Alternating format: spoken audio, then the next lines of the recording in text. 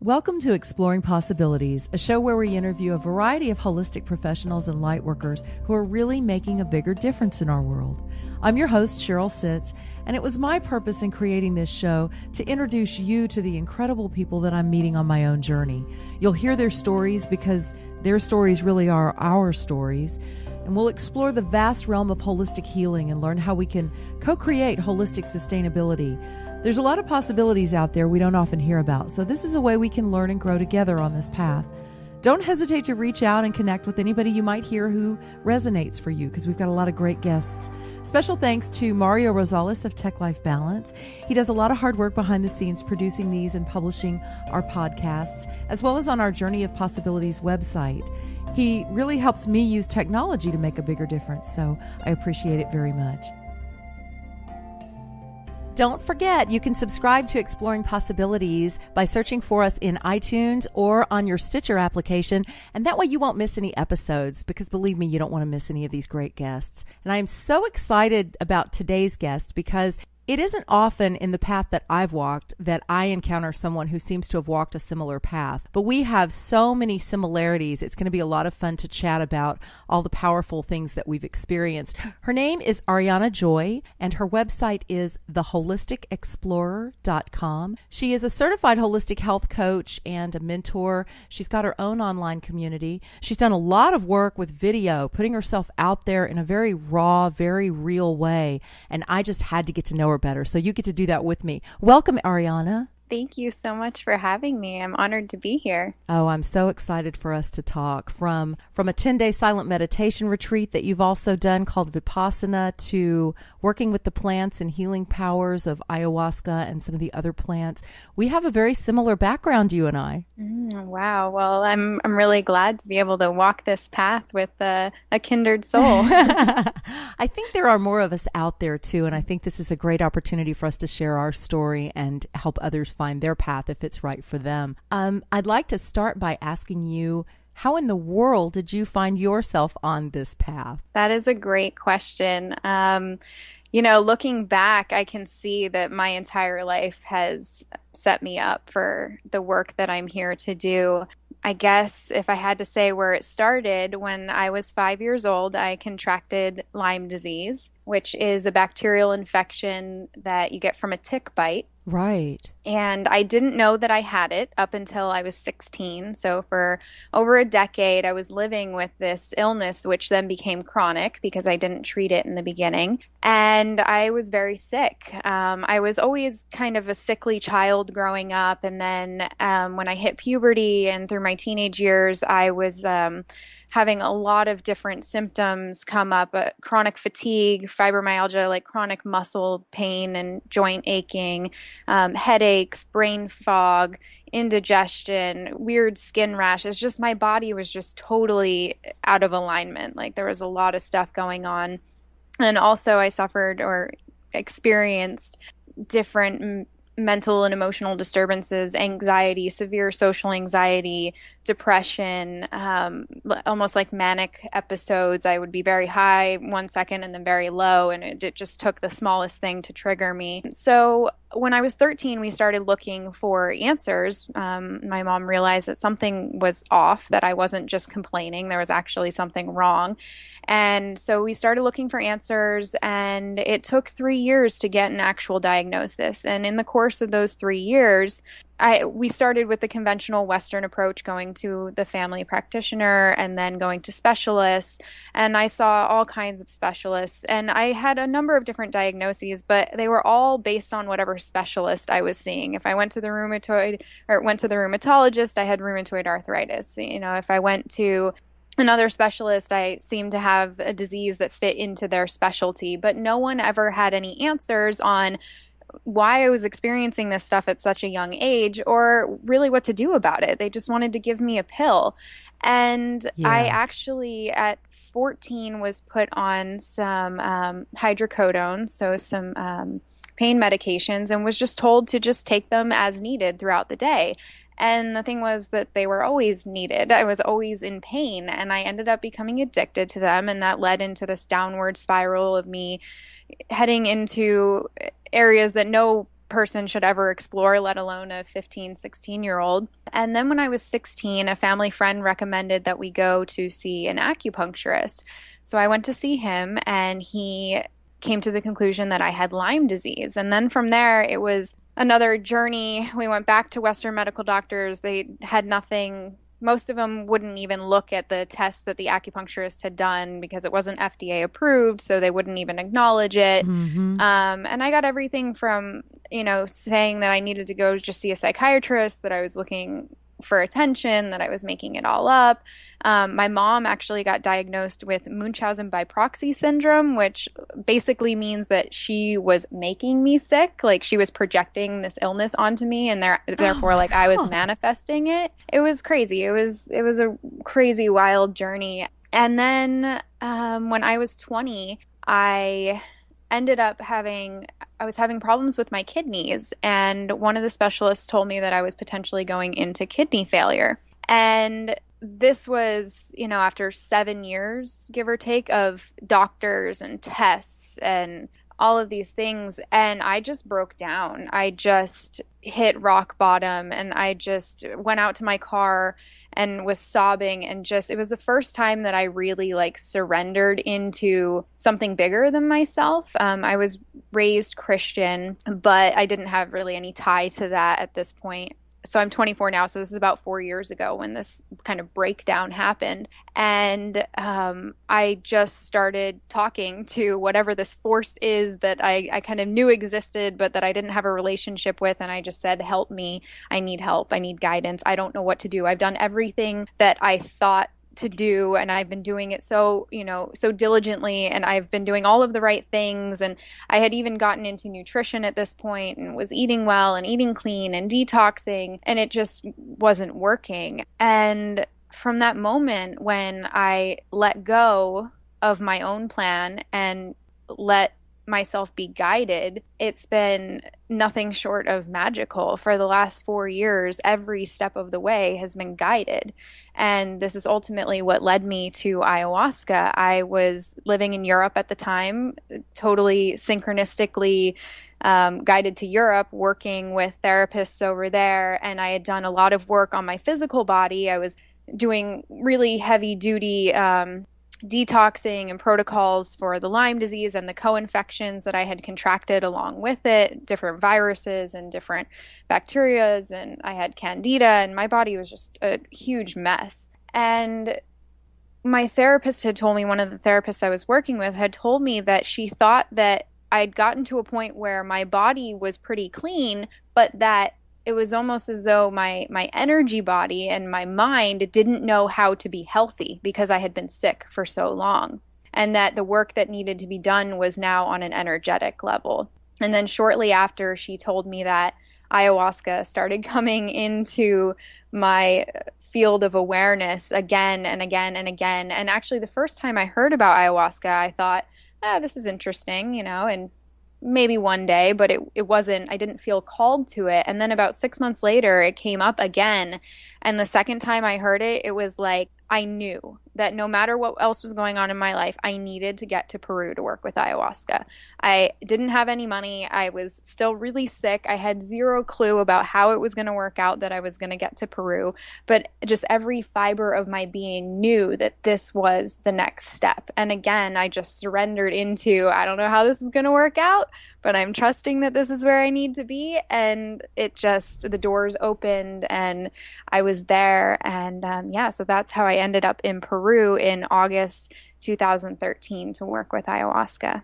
I wish this was a video because I am really going through the emotions over here listening to you tell your story. There is so much similarity to mine. I wonder a lot of things as I kind of go through your story, how many people with something like Lyme disease go through years and years of misdiagnosis and more medications, lost trying to find a solution in the way the medicine field has been designed here. That's like one of my initial things. Yeah. And then you said something, I actually had to write it down so I didn't forget it. You said my energy body didn't know how to be well because I'd been sick for so long. And I am about to go into an extensive ayahuasca ceremony of my own in Peru in a couple of months, and I've been doing deep healing work with a number of plants over the last 3 years. And you nailed it. That's exactly where I'm at. Mine was mostly emotional, which had led to some physical, but for the most part, mine has been an emotional journey. Mm-hmm. And I've done such deep healing work on so many things, but I believe now, if I had to give it words, you gave them for me. My body doesn't know how to be anything but what it's always been. And I've got a number of years on you. I'm almost 50.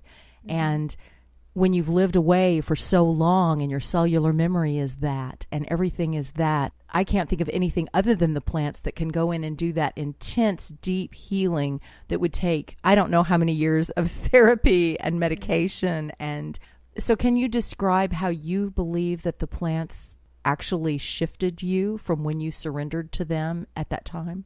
So I think I said it before that it was almost as though the plants chose me. It was as though I was being called to them. Like I said, the first time I heard about it, it was interesting. The second time, I just knew that that was my next step.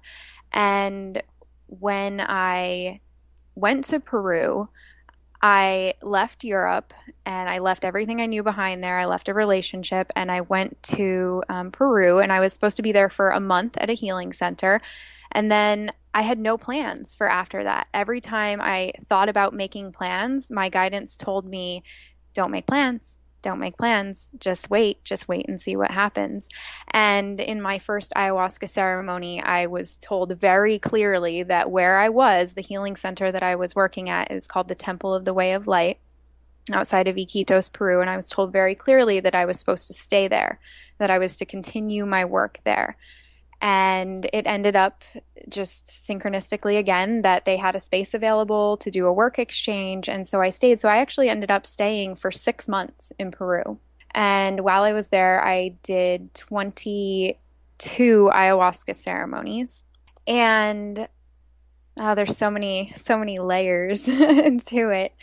How do I feel? Can you just repeat the question again one more time? Well, it probably left because it needed to, because I think a better questions come up in what you've just said. Okay. I talk to people about the plants, and because Western medicine is go in, see a practitioner, get a pill or a prescription, and go home, I think there is a big misconception that you can run off to Peru and do ayahuasca and come home well. And so when you said you did 22 ceremonies and you stayed that long, and I'm planning on going for an intensive that I feel like is as much a beginning of something as it's an ending of something, what would you say to somebody about that quick fix? I just want to go to Peru and have my ayahuasca experience. Yeah, that's a great question. So healing it's a process. It's a journey. There is no quick fix. And the more that I work with the plants, the more that I realize how many layers there are to not just my physical pain, but any emotional pain or triggers or, anything that is not my authentic essence, like that is not me at my deepest core. And it's like peeling away the layers of an onion. If you talk with anybody who's worked with ayahuasca, they'll know that they'll use that metaphor. It's like you peel away one layer and then you look and there's another layer below it that you didn't really know was there. You didn't even know existed.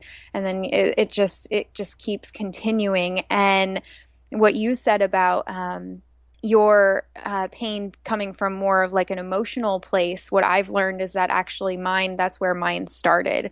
My stuff started even before I was born. I've had some ancestral stuff passed down the maternal line in my family. There were things that I took on from my parents when I was in the womb and as a very young child. And I was just very energetically sensitive, which is why when I got bit by the tick and contracted the Lyme disease, it just took over my body because I was already out of balance. Some people, it's like with AIDS or with a cold, with any virus or bacteria, we can get infected, we could have it living in our body, but some people just don't have any symptoms. So, why is that? And I don't know the exact answer to that, but for me, it was that I was already out of balance. And so when this thing came into my body, it just wreaked havoc. It totally took over. So to answer your question, there is no quick fix, and working with the plants, it's like opening Pandora's box. Once you go there, there's no going back. It's called working with ayahuasca for a reason. It's work. It's not as I had actually hoped going to the jungle. I had hoped, okay, I'm going to have these 7 ceremonies that I was supposed to have that I did have in my first month. And I was like, all right, I'm going to, go do these 7 ceremonies, and I'm going to come out and I'm going to be healthy and I'm going to have all this energy and I'm never going to have pain again. And it was not like that. So I have to tell you, when you talked about you were just going for 7 ceremonies and you were there for months, I actually had a couple of people that I've done healing work with here say to me, you might not come back, Cheryl. And I said, no, I feel like I'm coming back. They said, well, we don't really know when you're coming back. It's funny how when the plants call to us, which they do to me as well, it's just time to go. And if you start with an agenda, you're missing out, because I don't really know what they've got in store for me. I just know I'm being called. And I think I'm coming back after 11 days. There's people kind of expecting me to, but I guess we'll see, right? Yeah, totally. And yeah, that's just kind of how it works. What I tell people is to set an intention, to kind of have clarity as to, why you're going, what it is that you'd like to gain from it, but then also to totally release your expectation, because the way that the plants work is so out of this world, and we think that we know what we need, but it may be something totally different than what we're going to get, but we always get exactly what we need. After 27 ceremonies now, I realized that even though I didn't get what I want in the ceremony, I got exactly what I needed. I got exactly the bit of information or the insight or the clearing that was needed for that point in time. And I may not recognize it in the moment or directly after ceremony, but looking back, I can see, oh yeah, that's why I got that little bit of information right there. Or, oh wow, that really is what needed to be cleared, and I just didn't even realize it. That's exactly been my experience also. And I think that's beautiful. And for me, it's all about the journey of surrender. The more we can surrender, yes, have intentions, but then surrender to the higher good, I'm usually happily surprised, at least ultimately, not necessarily in the moment, because some of this stuff is called work for a reason. You're right. And it's not so pleasant. But in the end, I'm amazed at what I've learned about myself and where I've come to, and how much more powerful my life is, and this whole experience of being here. I'm definitely not the same person that began this journey. Yeah, and that's one of my mom's favorite quotes, is that at the end of the journey, you're not the same person at the beginning. And I think that part of working with the plants is we have to be willing to surrender who we are or who we think we are, to step more fully into who we really are. And that's what I think the plants do. I think that they help to shed the layers of the inauthenticity and of the stuff that we stack on throughout our lives, of who the world thinks we should be, who our parents think we should be, who society thinks we should be. And I think that's part of the reason why the world is where it is today, is because we're all just walking around with this extra baggage of who we're not, trying to, at the same time express ourselves express our essence, but then also this fear of, well, who am I going to be without this kind of box of what I've been told I should be. Yeah. And that's been a big thing for me, is really letting go of what other people think that I should be. And the tagline on my website is explore your life unapologetically. And that's unapologetically is a big word for me that's really resonated with me a lot since I came back from Peru, is that, I don't need to apologize for any part of who I am. The people who are ready to embrace my, the messages that I talk about on my videos or on my website, they're gonna hear it, they're gonna see me. And then the people who don't, the messages weren't for them anyways.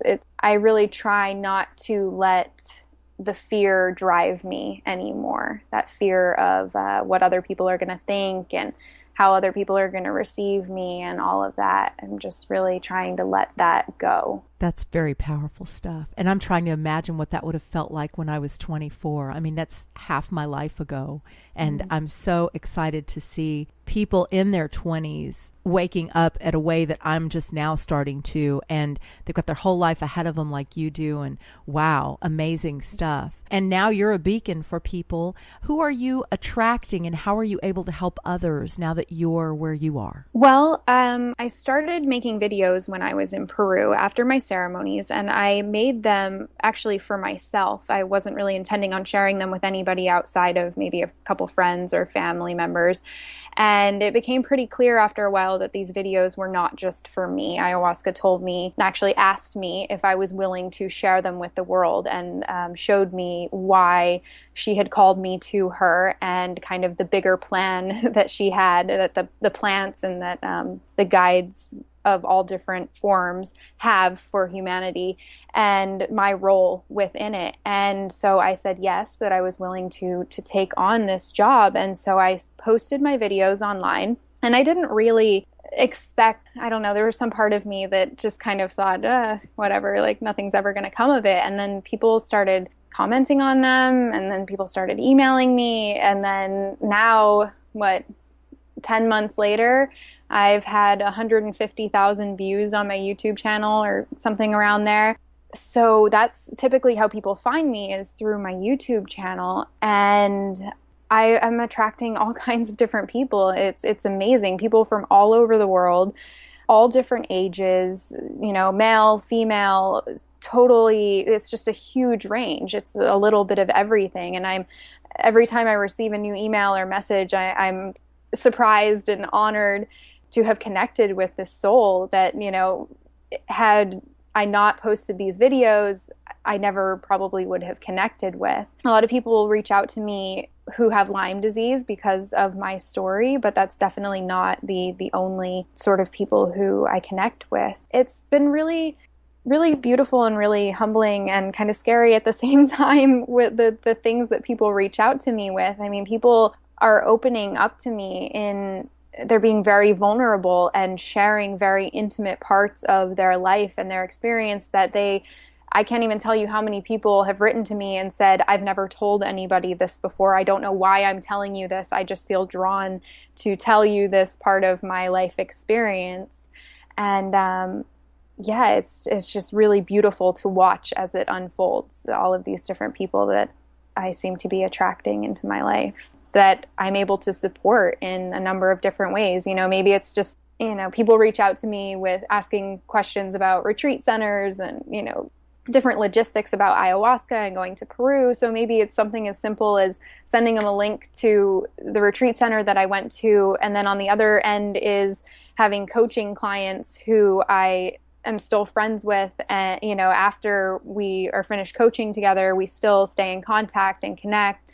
So it's from the simple to, the really deep, lifelong connections that I have with people now. Yeah, I'm feeling that too in my path. It seems like the more we open up our heart and connect at a deeper level, the deeper those relationships are. And whatever people reach out and whatever we connect about, of course, is only the beginning of whatever we're really connecting about. And it just kind of evolves and goes on. And it's really beautiful. And I too feel privileged to be on this path and be able to help people in whatever ways I can. I took a look around your website some, and I noticed that you've got some tips. One of the big things for people that are on the path toward ayahuasca is, what do you eat? What do you not eat? The role of food, how to cleanse your body, how to detox. I saw that you have some information for that on there. So for someone planning a ceremony, that might be helpful for them. Yeah, I actually ended up writing an ebook because after eating the ayahuasca diet for the better part of 6 months and sitting around the dinner table and talking with people about like, oh yeah,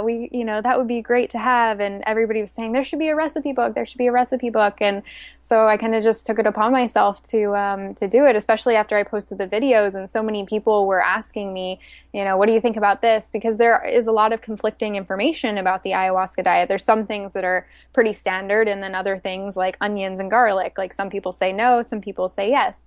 And so I just decided to create this ebook for people to make it kind of easy. There's, I think, like 30 pages in the book and a number of different recipes and just different ideas to kind of, keep you inspired as you prepare for your ceremony. Yes, I intend to read through that. I haven't had a chance to yet, but I'm going to, because absolutely I've got to prepare myself as well. And that is a big part of it. Emotionally preparing yourself, physically preparing yourself. One of the things that I've seen and that I've also experienced on the healing path is particularly working with the plants, which is intense work. It's a lot more intense than some of the other modalities that you can choose to do along the holistic path. When you dive off into that, it is a point of no return, pretty much. You're never the same again. And you tend to go through, or at least I did, and I've met several who have, go through this phase where I'm not who I used to be, and I'm not sure who I am now, and I have no idea what to do with myself. Does that sound familiar to you?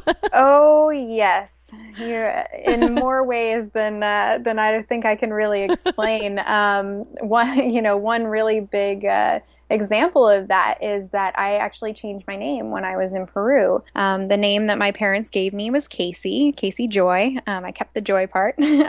And in I believe it was my 6th ayahuasca ceremony, I was shown that Casey is not the name that my soul wants to be called, that it was kind of just this name that my parents picked.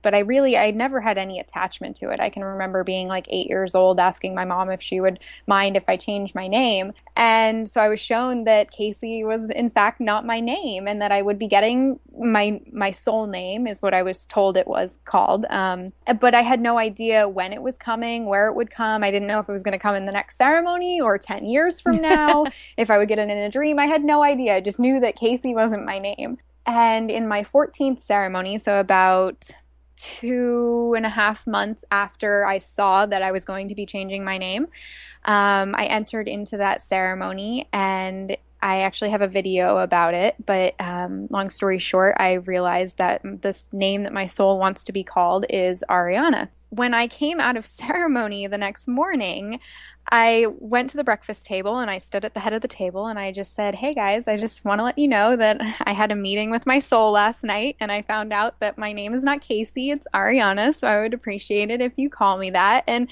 everybody was totally supportive. Everybody was like, "Yeah, that totally fits you, like you see it." And no one had any problem calling me Aurianna from then on out. And from that moment, I knew I was Aurianna. It was just like, oh my God, like how could I have gone 23 years being called Casey? Like, of course my name's Aurianna. So then awesome. When I came back from the jungle, the last 3 months that I was in the jungle, I didn't go into the city at all. So I was totally isolated, didn't have any internet or phone or any connection with the outside world. And so I came out after having been called Aurianna for over a month and a half.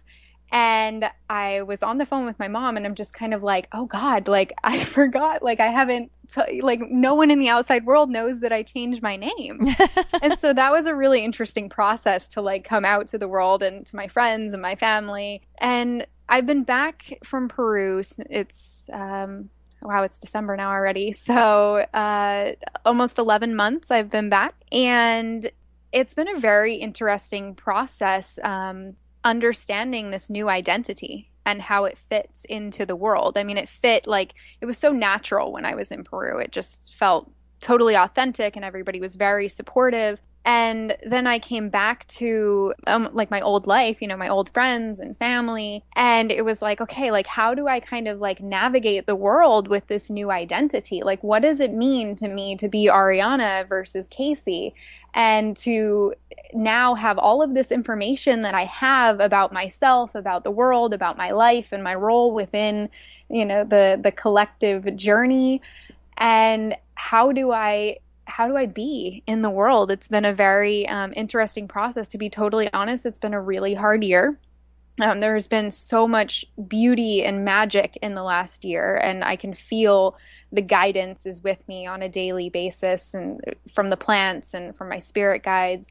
But it's also been very lonely and isolating because it's a very, very personal journey. I have so many people who love and support me. Thank everything, God, for all the support that I have. My parents are very supportive. Most of my friends are very supportive of my journey. But even still, it's my journey. I'm the one who has to do the work. I'm the one who has to make the new choices. Deepak Chopra has this quote that I love. It's, do you want to be a prisoner of your past or a pioneer of your future. And I feel like in each moment, now that I have this new awareness about what life is really all about, that in each moment, I'm being given the opportunity to make that new choice. Do I want to continue down the old path with my old patterns, my old habits, my old beliefs, my old blocks, or do I want to move onto this new path? And even though I know that the new path is in my highest interest, there's a lot of uncertainty on that path. I mean, I've just never walked it before, and it's very different than what most of society is doing. And so I feel like this kind of pioneer, and it's I have to do it. No one can do it for me. And it's almost as though, no, not almost, it is when I stay in a situation that is an old habit or pattern, it becomes so uncomfortable that I have no choice but to move.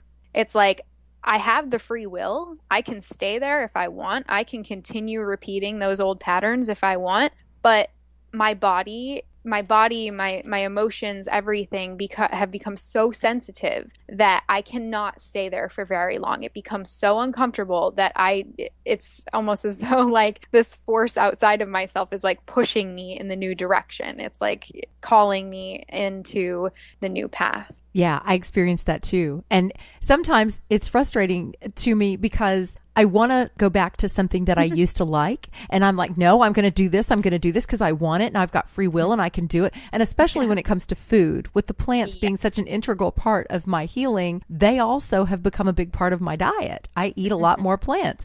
And I can try and go back to the cheeseburger or the pizza, but it's not the same in my taste buds. It's not the same energetically. It tears up my body. And it's like, you really want it? Because it's not going to feel the same. Okay, here you go. And I get all the consequences that come with it. So there is no going back. You're right. Yep. Yeah, I've had that same experience with food. I mean, I'm so sensitive to food nowadays. I can't have anything processed. I mean, even like healthy vegetarian options, like if it has any sort of additives or preservatives or anything, I can't, my body doesn't handle it. And yes, I still eat it sometimes because it's my comfort food, but my digestive system almost instantaneously lets me know that I just ate something that is not energetically in alignment with my highest good. Yeah, she will be heard, right? Yep. Exactly. I know that the plants aren't a path for everyone. I mean, they could be, but not everyone resonates with it. And there's some people that say, well, I don't know. That's some way out there stuff. I don't even know if I agree with it. What do you feel like the role of the plants is in raising the vibration of the planet? I think that the plants want to support us. Human consciousness is one of the highest forms of consciousness in this universe. And there are many entities that would love to come into the human form, but that for whatever reason can't or don't. And so there are all of these plants and other unseen forces that are supporting the raising the vibration of human consciousness, which is why I think that the plants are now reaching, especially ayahuasca is reaching outside of its home in the Amazon. That's why it's becoming so abundant in the United States and in Europe and Australia. I mean, it's everywhere. I think that it's not for everybody. I agree with that. I think that it could be for everybody when they're ready for it. Yes. But it's totally a personal choice. When I came out of the jungle, I was like, oh my God, the entire world needs to know about ayahuasca. Everybody should drink. The world would be such a better place if everybody just sat in ceremony together. Yeah. And now what I'm seeing is that not everybody's ready for it. And ayahuasca opens us up to a world that can be overwhelming if we're not in a place where we're ready to do the work. And I really think that all spiritual truths and traditions at their core, at their foundation, are leading to the same ultimate truth. It's just a different perspective. And ayahuasca is one of them. It's one tool that we can use to connect more with the ultimate truth of the universe and life. my recommendation for people would be, if you don't feel called to it, don't do it. Like I said, my first time I heard about it, I didn't feel a call. The second time, it was very clearly calling me. So some people might have similar experiences. Some people may never feel called to it, and that's totally okay. There's a number of different ways to realize whatever truth it is that we need to realize as individuals, because we're all just different expressions of the whole.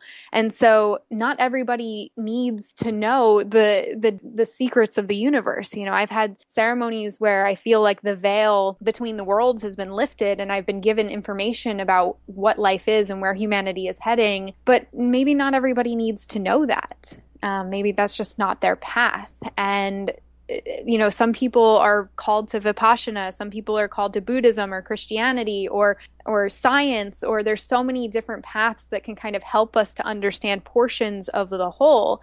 And I would just say, go wherever you feel guided. Whatever makes you feel energized and excited and passionate and inspired, head in that direction and be open and receptive to changing direction at any point.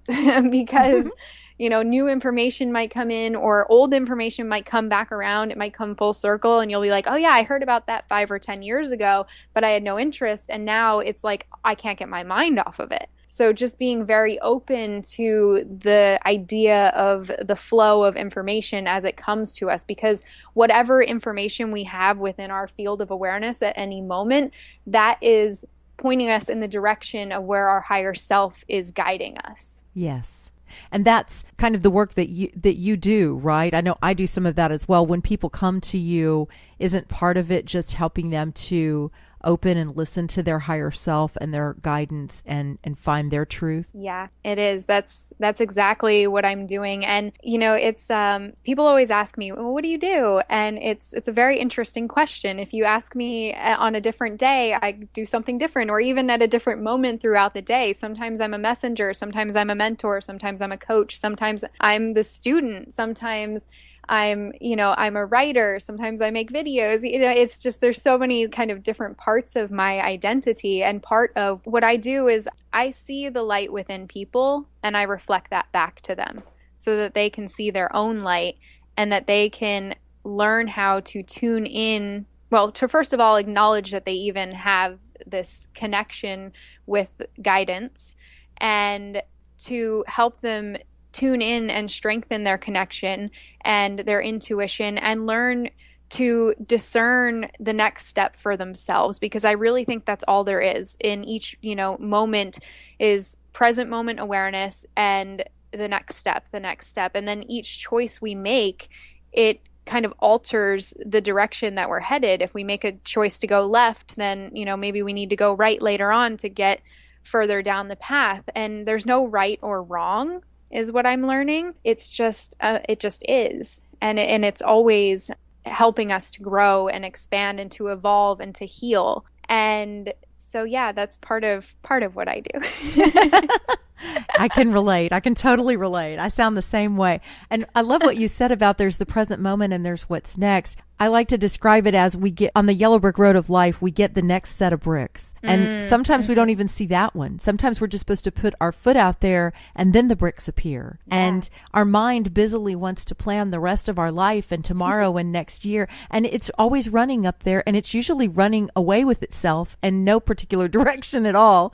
Because it doesn't know. It doesn't know. It's really a scary thing when the mind is in charge, because the mind doesn't know what our higher self knows, what our higher self wants and needs. And it's been my experience, the only path to that is the heart. And that, I think, is what the plants do, is open us to listen to our heart and our higher guidance and get out of the mind for a change and put the mind back in the role of supporting this life journey instead of running it. Totally. I totally agree. And I am very naturally left-brained and analytical and rational, and I tried to plan my whole life. And that's something that the plants have been teaching me from the very beginning, from my very first ceremony, was to just let go and to trust and to surrender into the not knowing, and to find certainty within my own strength versus the plan. Yeah. To know that whatever I'm faced with, good, bad, hard, easy, you know, love, challenge, that when I'm tuned in and when I am connected and my heart is open, that I'll know what to do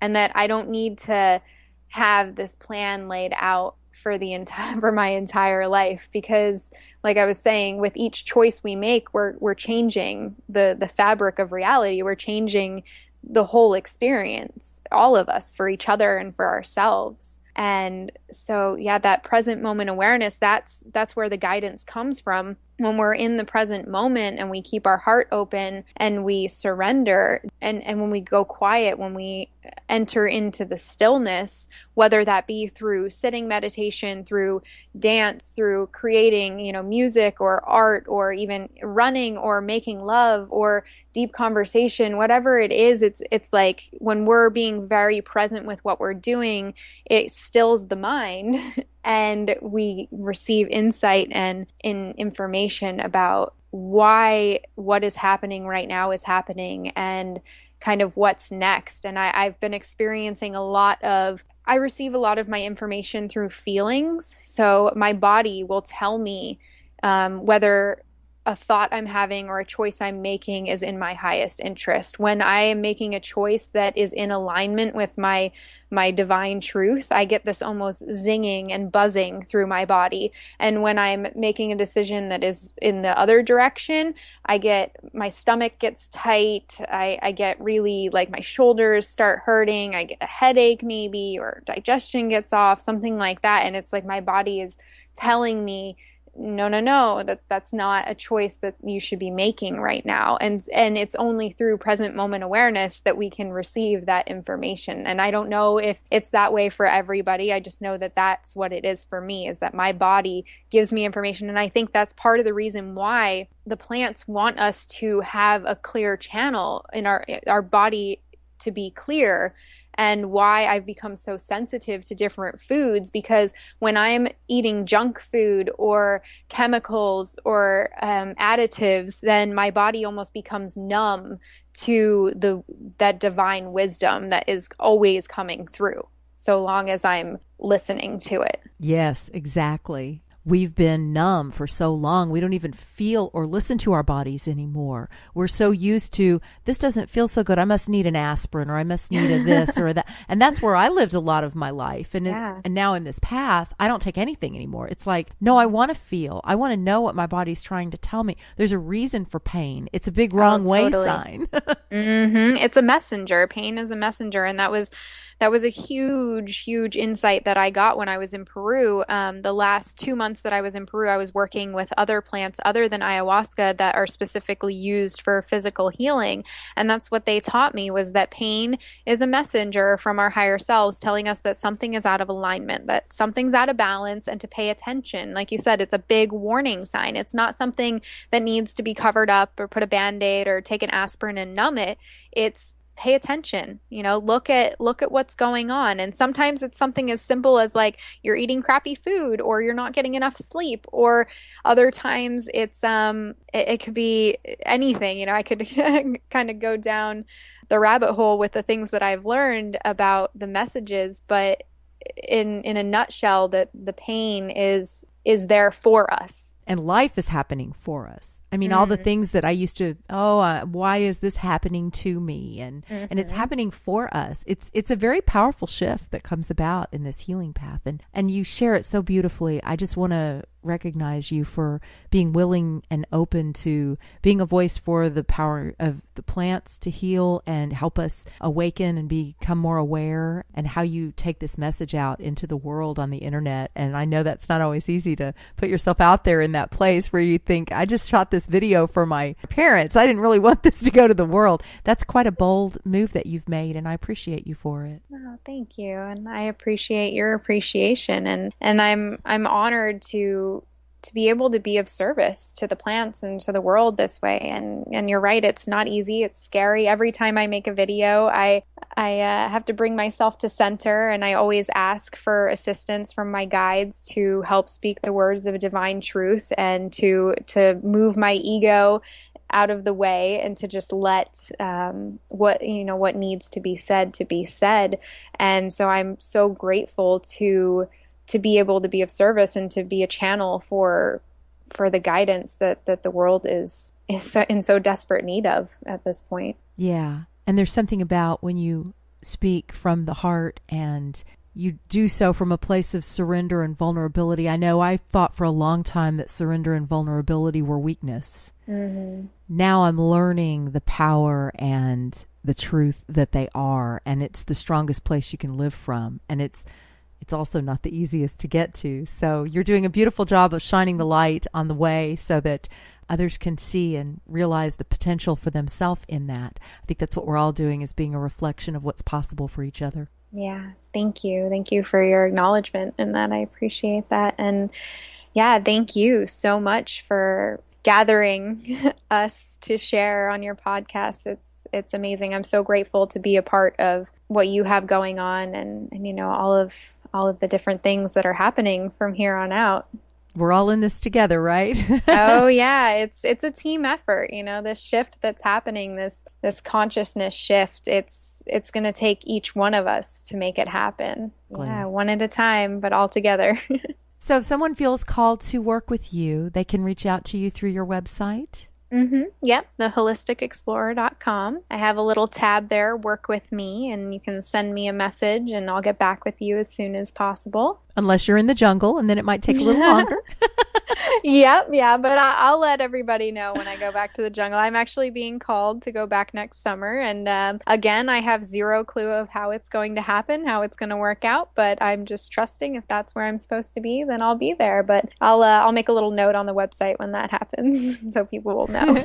Well, thank you again so much for spending time with us. And do you have any parting thoughts that you'd like to share? Just to not be afraid. You know, things are moving very quickly. Things are shifting, and it can be very uncomfortable, the uncertainty and the unknown. But there's so much assistance for humanity right now. So many different forms of guidance. And the surrender, like you said, it's not weakness. It's one of the deepest forms of strength is to surrender into being supported by something outside of yourself. So just, it's okay actually to be afraid. I take back my words, and don't be afraid. It's okay to be afraid, but to keep moving forward in the face of that fear. Yes. And to understand that in the unknown is where all the possibilities are. Yeah. It's where the magic happens. Oh, this has been such a delight. Thank you so much. Thank you so much. I really appreciate you having me here today. Do you have a moving story about your own journey and natural healing path you'd like to share?